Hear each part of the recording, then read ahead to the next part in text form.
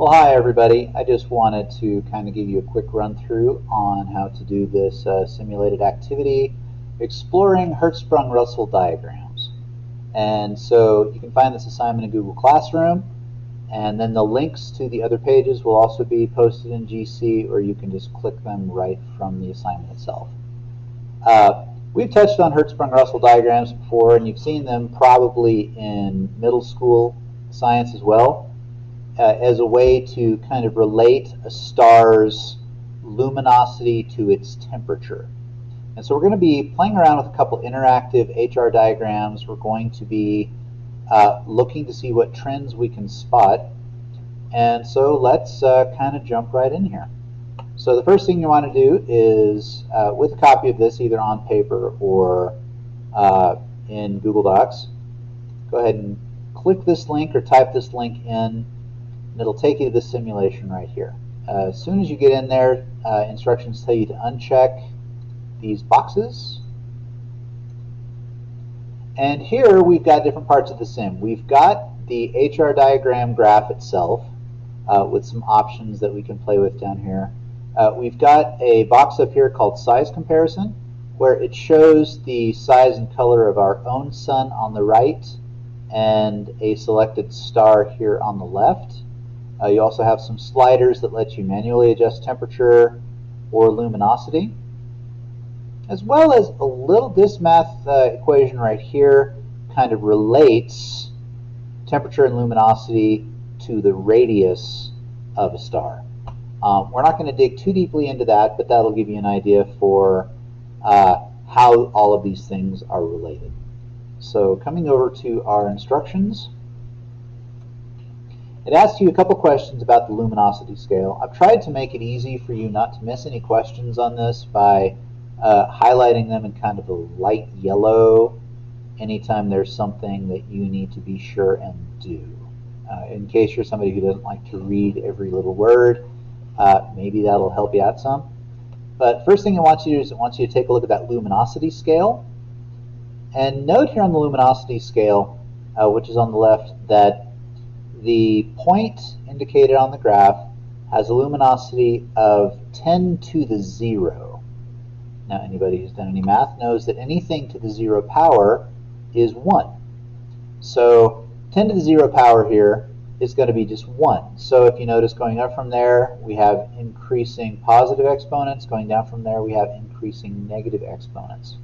So I believe the question is asking you to think about, what is this temperature scale related to? Because it is a relative scale, and it's related to something right at 10 to the 0.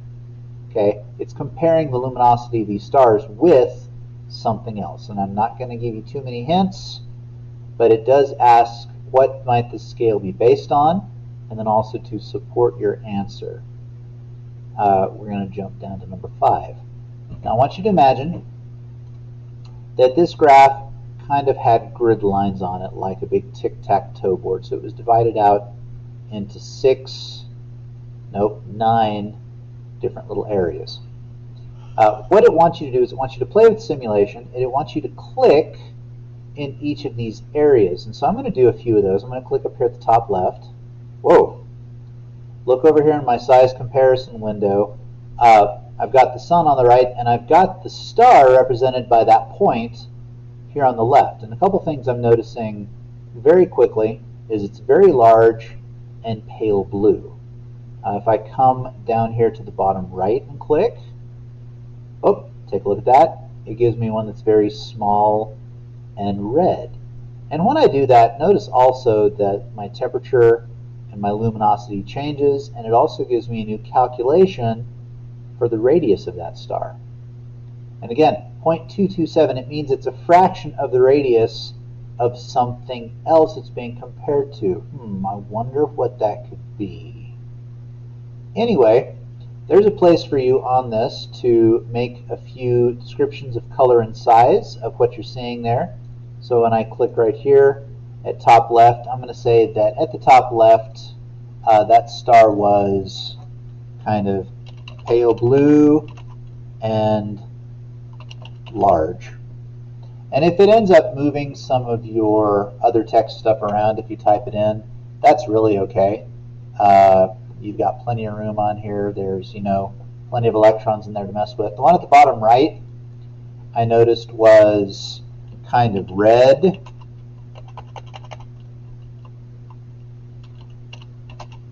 And very small. And I'm going to leave the rest of those. I'm not sure why it highlighted that, but it didn't highlight that.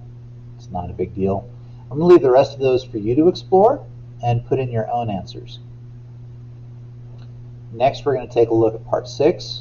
It wants us to click a button that says the nearest stars. So I'm going to come down here and I'm going to click the nearest stars. And if you notice, several points have appeared on my graph.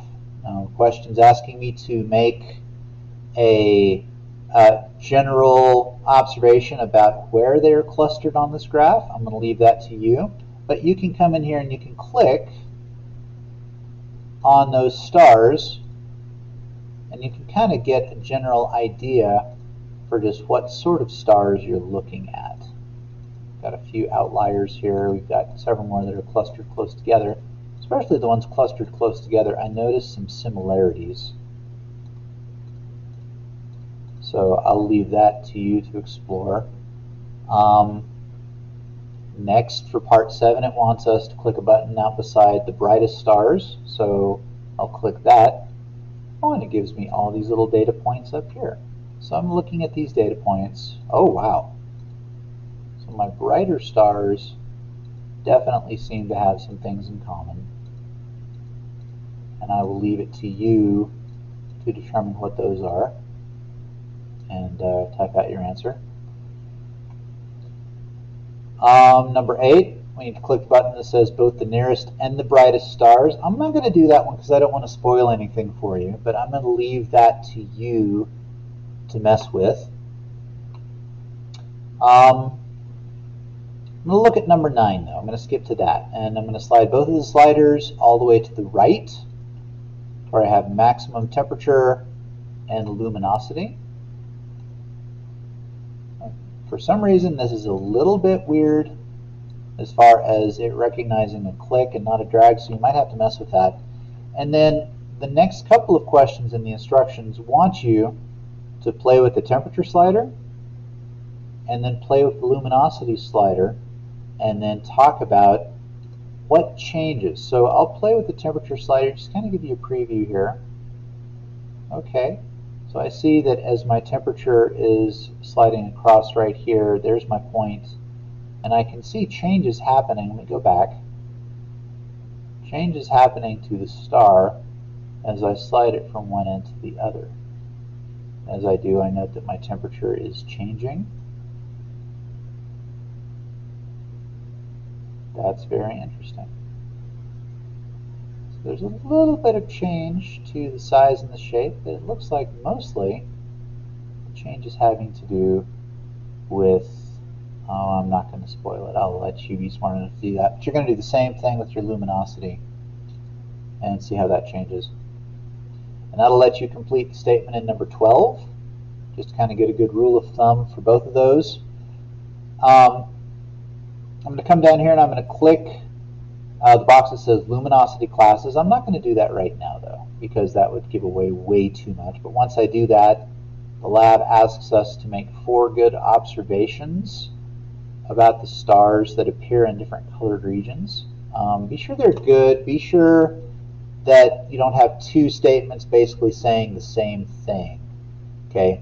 Really look for relationships between position on the graph and the type of star that it says it is, and other things that stars in that area tend to have in common. Number 14 also goes along with that.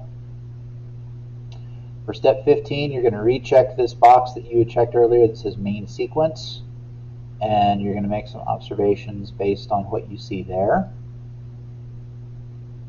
Now for the last part, we're going to open up a different sim. So I'm going to click this other link here.